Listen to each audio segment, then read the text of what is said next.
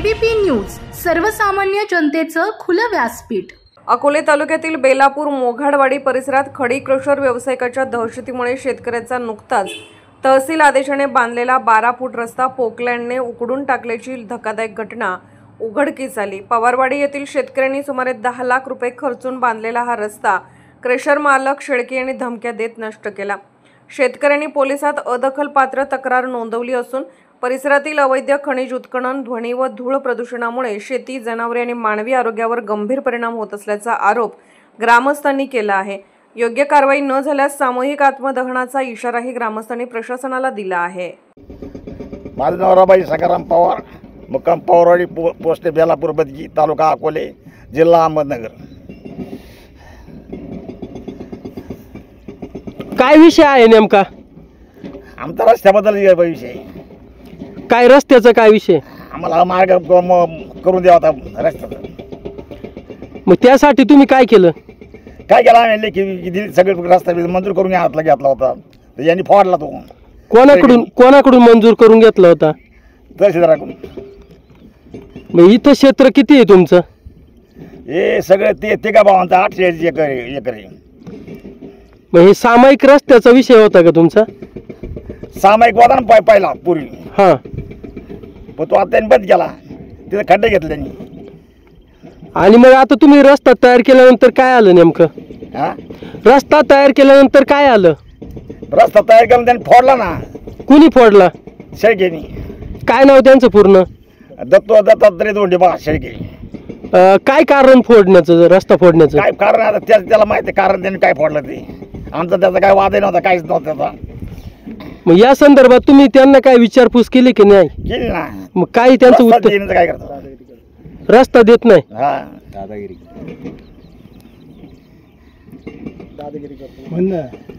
तुमचं या इथं किती क्षेत्र होतं आणि त्यातलं काय विक्री केलंय का तुम्ही? नाही, ते तिघा भावांचं एवढंच होतं, 48 एकर। 48 एकर। आणि त्यातलं काय विक्री केलंय का त्यांना, समोरच्या पार्टीला? कोणी? त्यांनी? तुम्ही? आम्ही नाही केलं त्याला। मग कोणी विक्री केलेलं आहे ते? त्याला दिले सगळी, एवढं दिलं 48। 840? हा, कोणी दिलं? तिघा भावाने आम्ही। तुम्ही तिघा? सकाराम, बबन सकाराम पवार आणि रबाई सकाराम पवार। माझे नाव प्रदीप शांताराम पवार, राहणार पवारवाडी, बेलापूर, तालुका अकोले, जिल्हा अहिल्यानगर।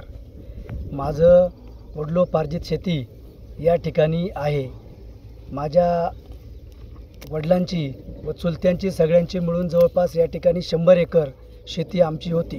पूर्वीपार या ठिकाणी वहिवाटीचा रस्ता घारगाव शिव ते पवारवाडी असा एक वहिवाटीचा रस्ता होता, परंतु मध्यंतरीच्या काळात 2002-03च्या नंतर या ठिकाणी काही आमच्या चुलत्यांच्या अडीअडचणीमुळं आणि काही अडचणींच्या असल्यामुळं त्या जमिनी संबंधित दत्तात्रय धोंडेभाऊ शेळके, नामदेव कुटे आणि अजून आळेफाटा या इकडचे काही व्यापारी बिझनेसवाले यांनी त्या जमिनी शेती करण्यासाठी म्हणून घेतल्या। शेती करण्याच्या नावाखाली घेतल्या असताना देखील आमच्या 2 चुलत्यांच्या अक्षरशः नाव करून घेऊन त्यांना कोणत्याही प्रकारचा मोबदला दत्तात्रय धोंडेभाऊ शेळके या इस्माने आजपर्यंत दिलेला नाही। त्यातील आमचे एक प्रश्न आहे माझा, त्यांना मोबदला दिला नाही आणि जमिनी घेतल्या, हे कशा प्रकारे घेतल्या? त्यांनी काय केलं, तुम्हाला पैसे देतो म्हणून त्या काळात काही कुठं चेक किंवा बँकिंग व्यवहार नव्हते, आपला तोंडी व्यवहार केला। त्यांना आळेफाट्यावर बोलवलं, इसारापोटी 2000-1000 रुपये दिले, बाकीचे पैसे त्या ठिकाणी त्यांना देतो म्हणून बोलवायचा आणि तिकडं दंबदाटी करायचा। असं त्यांनी आमचे रबाजी सकाराम पवार, आत्ता हे हयात आहेत, यांचे त्या काळातले 14,000 रुपये, म्हणजे त्यावेळेस 3,000 रुपये एकराची जमीन घेतली तर 14,000 रुपये त्यांचेच अजून बाकी त्यावेळेचे। अशा पद्धतीनं बाकीचे 2 चुलते, त्यांचा एक मुलगा रोहिदास पवार, तो 4 वेळा त्या आळेफाट्यावर यायचा, इथं यायचा, त्याला दम द्यायचा, तू जर परत या ठिकाणी आला तर तुला उडून देऊ, असं करू, अशा धमक्या देऊन त्याचं पण बिचाऱ्याचं निधन झालं। परंतु आता त्या कुटुंबातलं कुणी नसल्यामुळं आज कुणी या ठिकाणी येत नाही आणि तो आत्ता असं करत करत करत त्यांनी सगळ्यांच्या जमिनी विकून आज माझी 21 एकर शेती वडिलोपार्जित माझी आज इथं आहे। मला आत्तापर्यंत येण्या जाण्यासाठी रस्ता होता, परंतु या शेळके या इस्मानं मध्यंतरीच्या काळात त्या रस्त्यामध्ये खडी क्रेशरच्या नावाखाली खाण खोदकाम केलं अनधिकृतपणे. खाण खोदकाम करून तो रस्ता बुजवला आणि नंतर मला या ठिकाणी शेतीला येण्यासाठी सुद्धा रस्ता नव्हता. तर त्यांनी असं सांगितलं की तुमचा इथं अजिबात रस्त्याचा काही संबंध नाही. म्हणजे अशा पद्धतीची दादागिरी गुंडगिरी करून तो आजपर्यंत आमच्या चुलत्यांना तर त्याने आत्तापर्यंत वेठीच धरलं, परंतु मला देखील तो अतिशय खूप त्रास देतो आहे. मी 4 ते 10 वेळा त्याच्या मिटिंगा केल्या आणि सगळ्यांसमोर त्याला घेतलं की बाबा असं आहे, आम्हाला रस्ता पाहिजे. शेवटी मला न्यायालयात जावं लागलं. तहसीलदार साहेबांच्या आदेशानं सर्वे नंबरच्या बांधावरून तहसीलदार साहेबांनी आपल्याला 12 फुटाचा रोज मंजूर करून आज त्या रोडचं मी काम पूर्ण केलं. आज 10 ते 12 लाख रुपये माझे खर्च झाले. सगळा रोड तयार झाला आणि तो रस्ता तयार करायच्या अगोदर मी संबंधित ठेकेकर असतील, शेळके असतील, स्वप्नील फापाळे असतील, या सगळ्यांना विनंती करून सगळ्यांची मिटिंग करून ग्रामस्थ ग्रामपंचायतचे आमचे सदस्य दिनेशजी मवाळ असतील, राहुल लांडे असतील, भगवान शेठ काळे असतील, अजून ग्रामपंचायतचे बाकीचे कर्मचारी, सरपंचसुद्धा या सगळ्यांनी विशेषतः लक्ष घातलं. समंजसपणाच्या 3 वेळा मिटिंगा केल्या स्पॉटवर येऊन देखील. परंतु तो नंतर दादागिरीची मला फोन करायला लागला. माझ्याकडं रेकॉर्ड आहे फोन त्याचा. तो मला म्हणतो मी केलेला रस्ता उकरून टाकतो आणि तहसीलदारांनी दिलेला रस्ता आता तुमच्या माहितीसाठी सांगतो, हा तहसीलदार साहेबांचा आदेश आहे साहेब. ह्या आदेशाचं त्यांनी आज बावनकुळे साहेब महसूल मंत्री यांनी 12 फुटाचा आदेश देऊन आज त्याच्यावर फौजदारी गुन्हा दाखल व्हायला पाहिजे. आज या इतका आदेश असताना देखील त्या इस्मानं कुठल्याही प्रकारचं काही त्याला भान नाही. तो पैशाच्या जोरावर इथं माच करतो. महिला आणून मी जो रस्ता तयार केला तो रस्ता अक्षरशः त्यांनी उकरून टाकला आणि मला धमक्या देतो, तुझ्यावर गुन्हा दाखल करतो, ॲट्रॉसिटी लावतो आणि बायका येऊन अक्षरशः तुम्ही समोर परिस्थिती पाहता अतिशय भयंकर. माझ्यासारख्या गरीब माणसाला जर एवढा त्रास देत असेल तर आमच्या चुलत्यांना किंवा इथून मागच्या या बाकीच्या गरीब मंडळींनी किती त्रास दिला असेल. तर याच्यावरून माझं प्रशासनाला विनंती राहील महसूल मंत्र्यापर्यंत. आज पालकमंत्री मी आदरणीय आमदार साहेबांना देखील भेटणार आहे. माझे आमदार साहेब स्वतः काल तहसीलदारांशी बोललेत आणि विखे पाटील साहेब पालकमंत्र्यांशी देखील माझा पाठपुरावा चालू आहे. 2च दिवसामध्ये मी आदरणीय हा सगळा विषय घेऊन मी माझ्या वाडीचे सगळे ग्रामस्थ, आज ग्रामस्थांना आम्हाला येण्यासाठी हाच रस्ता आहे. कारण आम्हाला इकडे कुरकुंडी घारगावला जाण्यासाठी हा गेल्या 40-50 वर्षापासूनचा रस्ता आहे. ह्या रस्त्याच्या आज अक्षरशः त्यांनी विल्हेवाट लावली आणि हे सगळं करत असताना हा माणूस पैशाच्या जोरावर आमच्या इकडं एवढ्या जमिनी मलासुद्धा तो धमक्या देतो. तो कसा येतो ते बघतो. साहेब, मला आपल्या चॅनलच्या माध्यमातून विनंती आहे की आज माझ्या जीवाला धोका आहे. मी एकटा असतो, त्याचा मुलगा गाडीमध्ये पिस्तूल घेऊन फिरतोय. आज तुम्ही कुठे चौकशी करा. आज भोजदरीच्या लोकांना देखील यांनी खूप त्रास दिला. 4-5 महिन्यापूर्वी 2 वर्षापूर्वी मोगडवाडीच्या जवळजवळ 20% लोकांची त्याची भांडणं झाली. तो हाणामाऱ्या करतो, भांडणं करतो आणि वरती सांगतो सगळं महसूल माझ्या हातात आहे. मी एक तहसीलदार प्रांत कलेक्टरपासून सगळं मॅनेजर म्हणतो माझ्याकडं.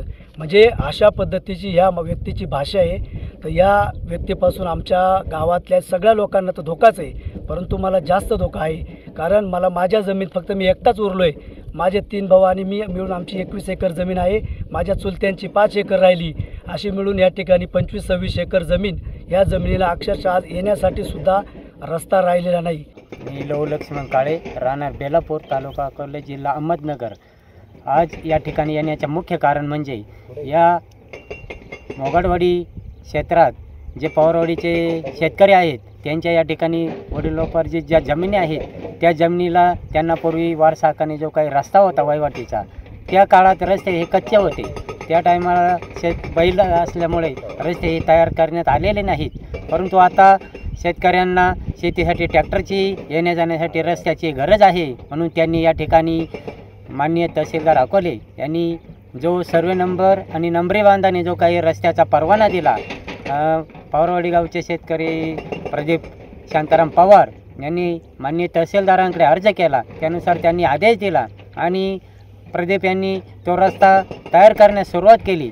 परंतु या ठिकाणी या पवारवाडीच्या जे काही शेतकरी आहेत त्यांनी दत्तात्रय शेळके यांना जमीन ही कृषी किंवा शेती कामासाठी विकली होती. परंतु या लोकांनी येथे क्रेशर चालू केले आणि खाणकाम करत असताना या खाणकामामुळे या परिसरात आरोग्याचा प्रश्न निर्माण झाला. नैसर्गिक जे काही संकट आहेत या ठिकाणी आज प्राणी पक्षी यांच्या आरोग्याला, त्याचप्रमाणे पवारवाडी ग्रामस्थ असतील, मोगाडवाडीचे ग्रामस्थ असतील यांना दमा या क्रेशरच्या जे काही धुराड आहे या क्रेशरचं तसं पाहिलं तर त्याचं काही त्यावर उपाययोजना केलेल्या नाहीत. क्रेशरला ही बॉक्स पेटी असली पाहिजे. जे काही त्यासाठी निकष आहे शासनाने घालून दिले क्रेशर चालवण्यासाठी, ते कुठलेही निकष या सर्व लोकांनी इथे 4-5 क्रेशर चालू आहे तर ते अनधिकृतपणे नाही म्हणता येणार, परंतु त्यांनी ते चालू केलं. परंतु त्यांनी जे निकष आहे शासनाचे ते धाब्यावर बसवलेले आहेत. तेव्हा याचा शासनाने नक्कीच विचार करावा आणि या प्रदीप पवार यांनी जो रस्ता तयार केला तो दादागिरीने आणि गोडीतही त्यांनी मागून पाहिला, परंतु समोरच्या व्यक्तीने तो उकडून टाकलेला आहे. त्यांनी जवळजवळ 5 ते 10 लाख रुपयाचा जो काही खर्च केला होता तो आज मातीमोल झाला आहे आणि रस्ता आज उखडलेला दिसत आहे. ज्या मोऱ्या टाकल्या तेही त्या व्यक्तीने उकडून टाकलेल्या आहेत. तेव्हा शासनाने माननीय महसूल मंत्री बावनकुळे साहेब यांनी जो काही आदेश दिलेला आहे त्या आदेशाचे यांनी धाब्यावर बसवलेला आहे. म्हणून माझी माननीय प्रशासनाला विनंती आहे की हा रस्ता या शेतकऱ्यांसाठी खुला करून देण्यात यावा. यासाठी प्रशासनाने त्वरित कारवाई करावी. त्याचप्रमाणे या शेतकऱ्यांनी माननीय पोलीस स्टेशनला यांनी तक्रार केलेली आहे आणि त्याप्रमाणे आता पुढील कार्यवाही ही ते शेतकरी नक्कीच पाठपुरावा करतील आणि त्यांना कोणतीही अडचण आली तर आम्ही बेलापूरचे ग्रामस्थ यासाठी सदैव तत्पर आहोत. म्हणून आम्ही आज या ठिकाणी आलो आणि प्रत्यक्ष पाहणी केली. पाहणी आणि असं दिसलं की इथं दादागिरी, धाक दपटशा, पैशाचा बलप्रयोग आणि गुंडगिरी करून रस्ता अडवला जात आहे. हा रस्ता शासनाने जर खुला करून दिला नाही, प्रशासनाने जर दखल घेतली नाही तर आम्ही बेलापूर ग्रामस्थ सर्व या ठिकाणी उपोषण, मोर्चा, आंदोलन यांचा नक्कीच आम्ही या ठिकाणी अवलंब करू. गेली 2-3 वर्षापूर्वी बोजदारी ग्रामस्थांनी या रस्त्याच्या मागणीसाठी उपोषण केलं. 15 दिवस उपोषण झालं. त्या ठिकाणी आम्ही भेट देण्यासाठी गेलो होतो. अक्षरशः हे सर्व शेतकऱ्यांनी या ठिकाणचे ग्रामस्थ या धुराड्याला, या आरोग्याच्या ज्या समस्या आहेत त्याला वैतागलेल्या आहेत आणि याचा एक दिवस तरी याचा नक्कीच प्रकोप झाल्याशिवाय राहणार नाही आणि याचे परिणाम संबंधित व्यक्तीला नक्कीच त्याचे परिणाम भोगावे लागतील. म्हणून त्यांनी नक्कीच या शेतकऱ्यांना न्याय द्यावा अशी माझी त्याही व्यक्तीस विनंती आहे आणि याचा सर्वांनी विचार करून, प्रशासनाने विचार करून हा रस्ता खुला करून देण्यात यावा आणि त्यांच्या शेतकऱ्यांच्या ज्या जमिनी आहे त्यांचा जो काही वारसा हक्काने वहिवाटीचा रस्ता आहे तो त्यांना मिळावा. त्यामुळे त्यांना त्यांची पुढील कामे करण्यास सुकर होईल अशी या ठिकाणी मी अपेक्षा व्यक्त करतो आणि थांबतो. मी रमेश केरभाऊ पवार, राहणार पवारवाडी, बेलापूर, तालुका अकोले, जिल्हा अहिल्यानगर. या ठिकाणी आमची वडिलोपार्जित जमीन होती. म्हणजे पाठीमागच्या लोकांनी त्या जमिनी ह्या मोठ्या धनदांडग्यांना देऊन गोरगरिबांना हे करून, म्हणजे आमचे जे भावकीमधली जेवढी शेतकरी आहेत ते राहिलेली त्याच्यापासून प्रदीपचं क्षेत्र काही 48 एकर आहे.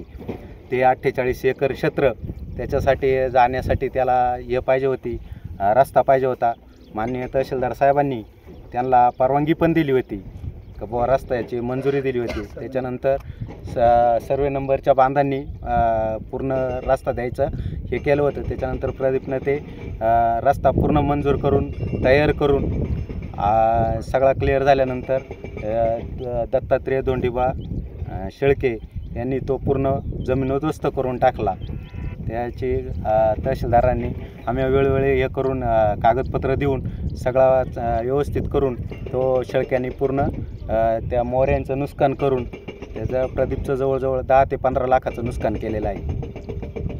ज्यावेळी रस्ता तयार करायचा त्यावेळी त्यांच्याशी काही चर्चा झाली होती का? हो, त्यावेळेस ग्रामपंचायतीची संचालक बॉडी आणली. त्यावेळेस प्रदीप वगैरे बरेचसे पवारवाडीचे ग्रामस्थ या ठिकाणी आले होते.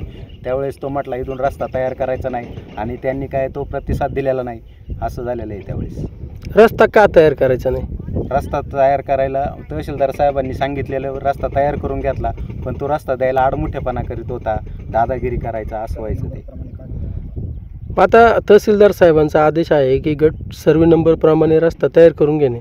तुम्ही तो रस्ता तयार केला, त्यानंतर त्यांनी तो उखडला. यावर तुम्ही काही तक्रार वगैरे केली आहे का? हो, ते पोलीस स्टेशनला 80 वगैरे दिलेली आहे आता आम्ही ती त्याविषयी तशी.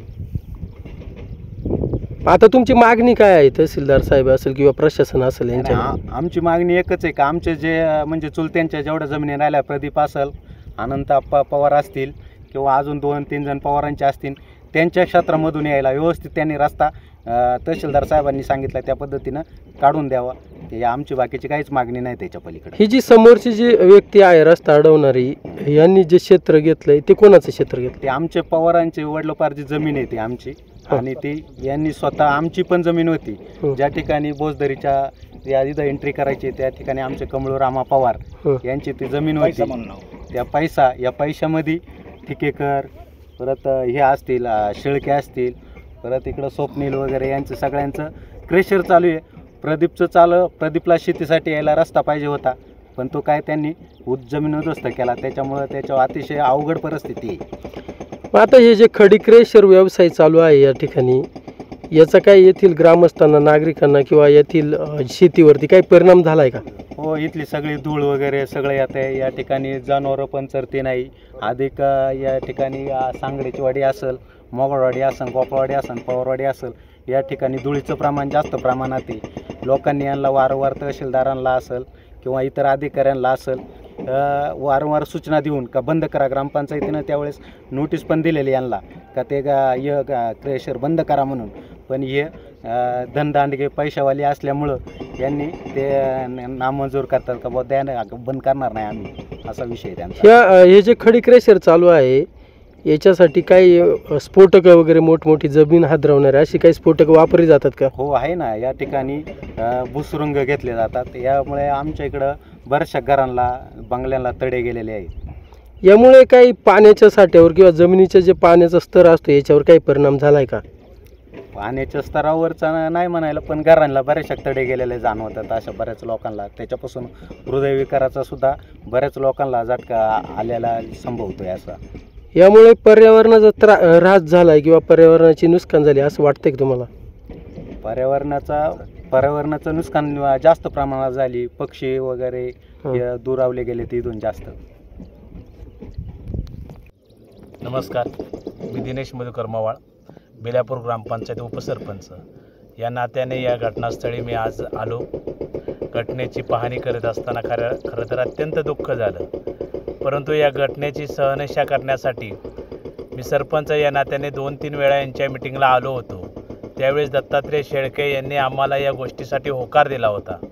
त्यांनी आम्हाला सांगितलं होतं, तुम्ही तुमचा रस्ता करून घ्या, तुम्हाला सरकारी आदेश आला आहे.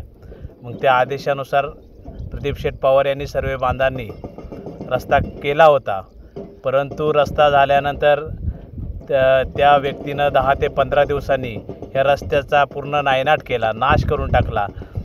ग्रामस्थांच्या मदतीनं 5-6 लाख रुपये घेऊन प्रदीप पवार यांनी साधारणतः माझ्या अंदाजे 9 ते 10 लाख रुपये खर्च करून हा रस्ता तयार केला होता.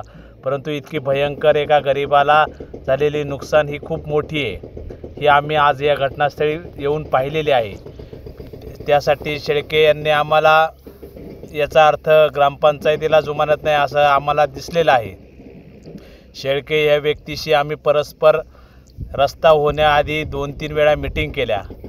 बाकीच्या इतर खडी क्रेशरवाल्यांशी चर्चा केल्या, परंतु कोणाचेही त्याचा विरोध नव्हता.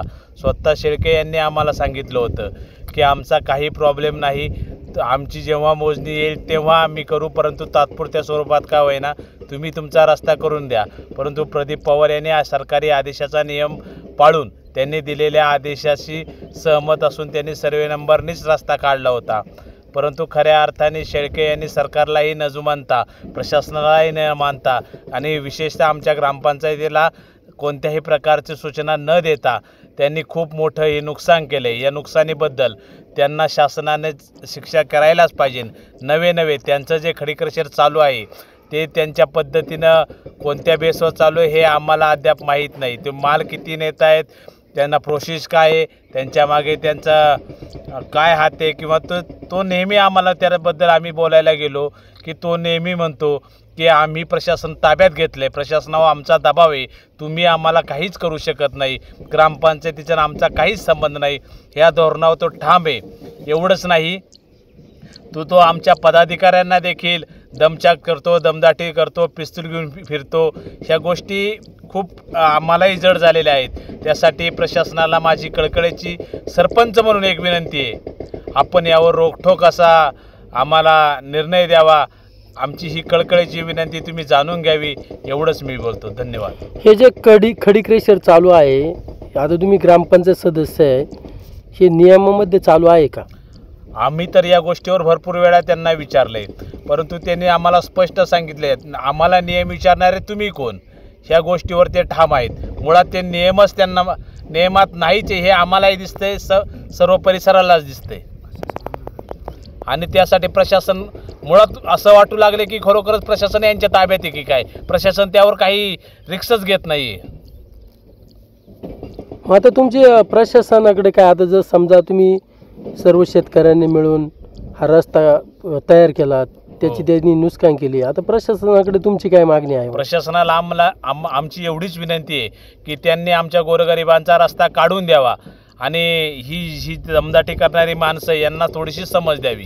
आता हे जे सर्व खडी क्रेशर जे व्यावसायिक आहे किंवा चालत आहेत, यामुळे येथील नागरिकांना त्रास होते, पर्यावरणाचा ह्रास होतोय किंवा मोठमोठी स्फोटकं वापरली जातात, यावर काही निर्बंध घालण्यासाठी पुढील काही कारवाई तुमची ग्रामपंचायत म्हणून तुम्ही कराल का? मुळातच मी सरपंच झाल्यावर 4 महिन्यापूर्वीच मी ह्या तिन्ही खडी क्रेशरवाल्यांना आदेश सोडला होता की त्यावेळेस त्यांना सांगितलं होतं आमच्या ग्रामस्थांना ह्या धुळीनं धोका होतोय, शिवाय तुमची जे ब्लास्टिंग करतायत त्याच्यामुळे आमच्या भीतींना तडा गेला आहे. म्हणजे वास्तविक पाहता खूप मोठं नुकसान आहे, परंतु तरी देखील यांच्या गोष्टी आम्ही सहन करून हे अजूनही आमच्यावर अन्याय करत असन तर हे ग्रामपंचायत खपून घेणार नाही, ग्रामस्थ खपून घेणार नाहीत.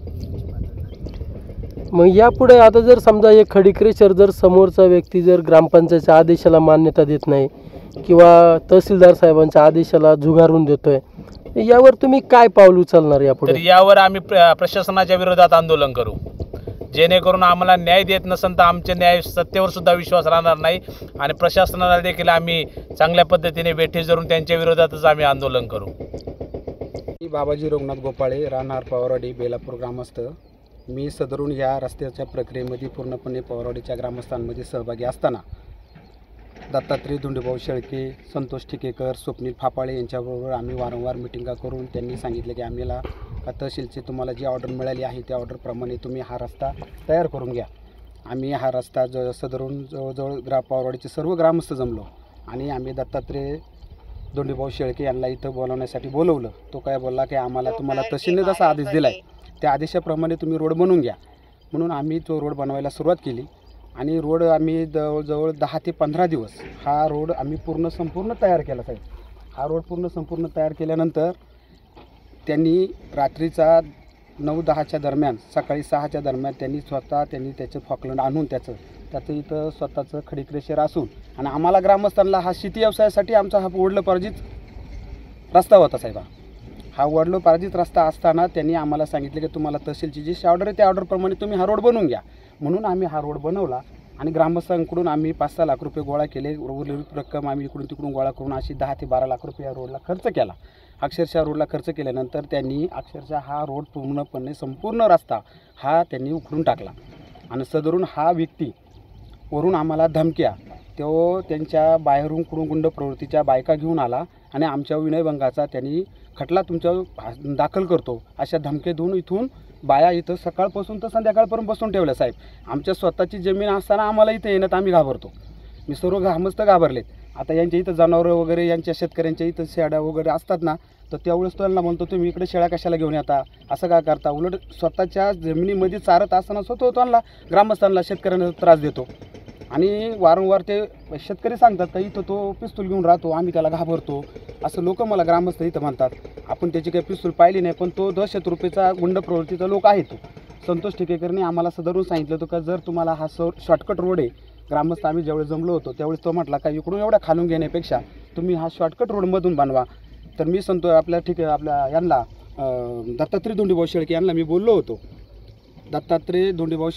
बोललो होतो की तुम्ही एवढं मोठं इकडून तुमचं क्षेत्र जाण्यापेक्षा तुम्ही एक सहकार्य करा आम्हाला, इथून तुम्ही या खाणीच्या जवळून आम्हाला इथून समोरून रस्ता तयार करून द्या. तो बोलला नाही, तुम्हाला सर्वे नंबरप्रमाणेच बनवून घ्यावा लागेल.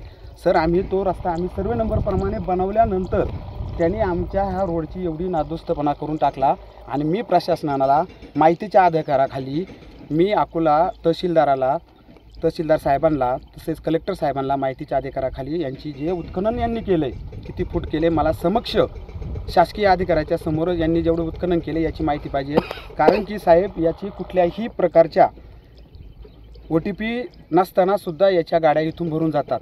आणि हा इथं हे चालू आहे साहेब, घरकुलं चालू आहेत शासनाची. हा घरकुलाच्या शासनाच्या घरकुलांना हा माती भरून देतो साहेब, अक्षरशः 6-6 हजार रुपयाला. 3,000ची ब्राचं हा 6,000 रुपये घेतो. म्हणजे हा लोकांना दादागिरी करून खराब माल विकतो साहेब हा. आणि वरून त्याची इथं आणि दुसरं कोणाकडे इथं वाशनचं प्लॅन नसल्यामुळं लोकसुद्धा शेतकरी आपले घरकुलावाले त्याला बळी पडतात साहेब. अक्षरशः एक शेतकरी मला बळी पडला. अक्षरशः तो मला बोलत होता का साहेब यांनी मला अक्षरशः अशी माती अशी वसंड आणून दिली की तिच्या सर्व साहेब मुरुम होता मुरुम अक्षरशः. आणि त्यांची बांधण्याची परिस्थिती नाही त्यांनी शासनाकडून घरकुल घेतलेलं आहे. असा हा गुंड प्रवृत्तीचा माणूस आमच्या सर्व ग्रामस्थांना अक्षरशः इथं त्यांनी त्रास दिला आणि त्याला वारंवार सूचना दिलेल्या साहेब मी. आणि माहितीच्या अधिकाराखाली साहेब मला सर्व माहिती यांची पाहिजे. यांनी उत्खनन कुठल्या प्रकारचा महसूल शासनाला व्यवस्थित भरलेला नाही. यांनी सर्व नियम धाब्यावर बसवलेले आहेत. माहितीच्या अधिकारात तुम्ही जो अर्ज केला त्याच्यावरती तुम्हाला प्रशासकीय यंत्रणेकडून काही माहिती देण्यात आली का? प्रशासनाकडून यंत्रणेकडून मी माहितीच्या अधिकारी त्यांना अर्ज दिला आहे, पण याचा प्रशासनावर वचक असल्यामुळं अजून मला कुठल्या प्रकारची हालचाल झाल्यासारखं वाटत नाही. आता ही जी नुकसान झाली याच्याबद्दल काय सांगा साहेब? मला अक्षरशः आमच्या शेतकऱ्यांकडे पाहिलं ना तर अक्षरशः रात्री हे लोक जेवले नाहीत, झोपले नाहीत. हा कुठल्या प्रकारचा ते म्हटले आपण यांना शेती कसायसाठी जमिनी दिल्या होत्या, यांनी तर खडी क्रशर टाकलं आणि इकडं जे शेतकऱ्यांसाठी वहिवटीचा जो रोड होता म्हणून आम्ही त्यांच्याकडून रोड मागितला. पण अक्षरशः लोकांचा आत्ता परिस्थिती महाभयंकर आहे. आणि सर्व लोक म्हणतात का आम्ही सामूहिक आत्महत्या करू. त्या माणसाने जर आम्हाला रोड नाही दिला तर आम्ही सामूहिक आत्महत्येला प्रवृत्त करण्याच्या मार्गावर आहेत. बरं यांची मुलं बाहेर आहेत, यांना त्रास होतो. यांचे हे जे या वडलोपार्जी जमीन आहे यांची स्वतःची जमीन या खडी क्रशरमध्ये टाकलेली आहे यांनी स्वतः. हे अनंत पवार म्हणून आहेत, यांची स्वतःच्या भावांच्या वगैरे सगळ्यांच्या जमिनी इथं होत्या. आणि साहेब यांनी कसायला म्हणून जमिनी घेतल्या आणि हा इथं हा खडी क्रशरचा 2 नंबरचा व्यवसाय करतो. या रस्त्यासाठी बाकीचे जे काही तुम्ही बोलले ठिकेकर आणि जे फापाळे यांची काही अडचण आहे का? साहेब फापाळे, स्वप्नील फापाळे, संतोष ठिकेकर, आपला दत्तात्रय धोंडीभाऊ शेळके आम्ही सर्वांना एकत्र घेतलं होतं. तर ह्या दोघा जणांनी सांगितलं की साहेब आमची तुम्हाला कुठल्या शेतकऱ्यांना अडचण नाही. ते दोघं शेतकरी दोन्ही खडी क्रशरवाले बोलले. पण हा आपला दत्तात्रय धोंडीभाऊ शेळके हा त्या खडी क्रशरला त्रास देतो वरून आम्हाला ग्रामस्थ शेतकऱ्यांना त्रास देतो. म्हणजे तो सगळ्यांनाही तो डोईजड झालेला आहे. त्याची दहशत मोठी साहेब इथं. म्हणजे स्वप्नील त्यांचं सगळ्यांचं म्हणणं होतं का तुम्ही तुमच्या लिगलीप्रमाणे स्वप्नीलचा त्या कोपऱ्यावरून रोड आला, तो बिचारा तिथं काही करायला नाही आला. आम्हाला त्यांनी सविस्तर सांगितलं का साहेब तुम्ही तुमचा रोड न्या, तुम्हाला रोडला मी कुठल्या प्रकारची माझी अडचण नाही. पण संतोष ठिकेकर सुद्धा बोलला का त्याची इथं उत्खनन झालं होतं, मधून रोड होता, म्हटलं तू 5 फूट दे, आम्ही 5 फूट घेतो साहेब. तर तो तयार झाला ठिकेकर द्यायला. पण हा दत्तात्रय धोंडीभाऊ शेळके हा काही तयार झाला नाही. म्हणजे फक्त त्यांनी आम्हाला खर्च करायला लावला, ग्रामस्थांना 5-6 लाख गोळा करायला लावले. आम्ही 5-6 लाख गोळा केले, पदरचे आम्ही इकून तिकून अजून 2-4 लाख घातले, असे 10-12 लाख घालून मग याने आम्हाला रस्ता तयार करून दिला. म्हणून याने आमची परत 10-12 लाखाची लुचकान केली. आणि आमची विनंती का आम्हाला हा रस्त्याचा याच्याकडून आम्हाला भरपाई पाहिजे म्हणजे पाहिजे. आणि कुठल्या प्रकारे आम्ही त्यांनी किती वेळा जर हा रोड काढला तरी पण आम्ही हा रस्ता पूर्ण केल्याशिवाय राहणार नाही. आता हे खडी क्रशर चालू आहे, रस्त्याची नुकसान झाली, याबाबत तुम्ही प्रशासनाकडे काही तक्रारी किंवा काही मागणी केली आहे का? साहेब आम्ही इथं त्यांनी जेव्हा हा रोड उत्खनन केल्यानंतर आम्ही ग्रामस्थ सर्व आलो, त्याचे फोटोज काढले, सगळे केले, हे तहसीलला नेऊन दाखवले. पोलीस स्टेशनचे आपल्या तालुक्याचे अकोल्याचे PI त्यांना बोरसे साहेबांना पण आम्ही सर्व सविस्तर माहिती दिली. तो म्हटले का आम्हाला प्रशासनाने सुद्धा सांगितलं का आम्ही तुमच्यासोबत आहोत. पण प्रशासनावर आम्ही निघून आल्यानंतर प्रशासनावर हा याच्या पैशाच्या जोरावर तो थोडा प्रशासनावर दबाव टाकतो. म्हणतो प्रशासन माझ्या सर्व पायदळी माझ्या खिशात घेऊन मी फिरतो, तुम्हाला काय करायचे, कुठपर्यंत जायचे तुम्ही जिल्ह्यापर्यंत जाऊ शकता, पण मी तुम्हाला काय रोड देणार नाही. पण आमची ग्रामस्थ आम्ही या गोष्टीवर असे ठाम आहोत की आमची वडलोपार्जी जमीन असल्यामुळं आम्ही आमचा रस्ता तयार केल्याशिवाय राहणार नाही. महाराष्ट्राचे सर्वमान्य दैनिक समर्थ गावकरी अहमदनगर, पुणे, नाशिक, जळगाव, धुळे, नंदुरबार, सोलापूर, कोल्हापूर, सांगली, सातारा, मुंबई, ठाणे, पालघर, रत्नागिरी, रायगड, सिंधुदुर्ग, नांदेड, उस्मानाबाद, बीड, औरंगाबाद, नागपूर, गडचिरोली, भंडारा, गोंदिया, अकोला, यवतमाळ, बुलढाणा येथून एकाच वेळी प्रसिद्ध होणारे एकमेव दैनिक, सर्वसामान्य जनतेचे खुले व्यासपीठ. संपादक आहेत विश्वासराव आरोटे. मोबाईल नंबर आहे 9423 38 85 08, दुसरा मोबाईल नंबर 9423 46 72 72, तिसरा मोबाईल नंबर 75 88 15 0001. वेबसाईट आहे sgavkari.com. मेल आय डी आहे aklgavkari@gmail.com.